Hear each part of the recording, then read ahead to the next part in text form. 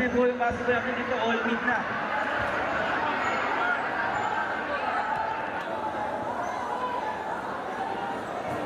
Gaspay with the throwdown. Jake Gaspay making it look very easy. Malupiton, nakabelo na naman.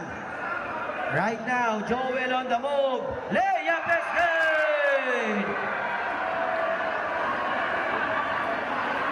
I think that...